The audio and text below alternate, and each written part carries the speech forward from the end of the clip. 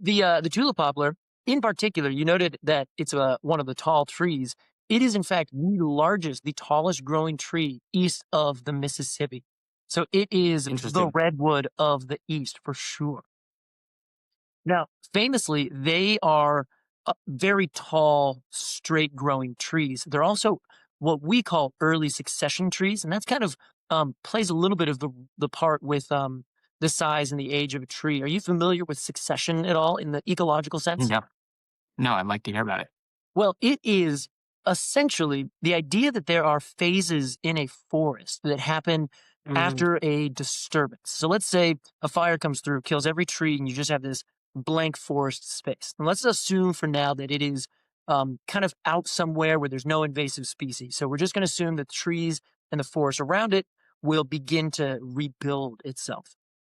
This is early succession. This is everything kind of starts back on this big cycle at 0, maybe at 12 o'clock. So as we're timing or as our clock is going to the right, at maybe 1 or 2 o'clock, you start to get some shrubs. You start to get some really small trees that are just popping up, and you get a lot of herbs. So you get a lot of things that want to be in the bright sun and absolutely growing as fast as they can. Those early succession trees include the Liriodendron tulipifera. That's the scientific name for our tulip poplar. It literally means lily tree with tulip-like leaves. Or I'm sorry, tulip-like. It bears tulips. Tulipifera bearing tulips. So mm, what it does is, or what early succession trees do, is they grow really fast. We kind of think of them as like the James Dean, where they live fast and die young. They are going to grow as fast as they can, get as big as they can, and take up as much space as they can. And the tulip tree, of course, does this in spades because it grows really quickly and straight up. And it tends to like yeah. to grow in the kind of wetland areas, like down in areas that have a little bit of water at the base where they can really not have to deal with any drought stress. They're always going to have some access to some amount of water. They grow up and they start to produce these big, huge limbs and take up as much space as possible in their youth. And that is really the big thing that early succession and these small trees just growing, like I said, about 2 o'clock. They start to create a closed canopy forest of really dense trees growing right next to each other. And they'll shade out the lower shrubs, they'll shade out all the herbs, and they will soon grow shoulder to shoulder. And that is what we call canopy closure. And that's when you Okay. have seen probably if you walk through a Christmas tree farm, you'll be able to like walk through next to the trees. You have a tree on your left, you have a tree on your right. You can easily kind of navigate between them. Canopy closure is when those trees get big enough that their canopies close up and you can no longer just walk through. Now you have what people think of as a forest.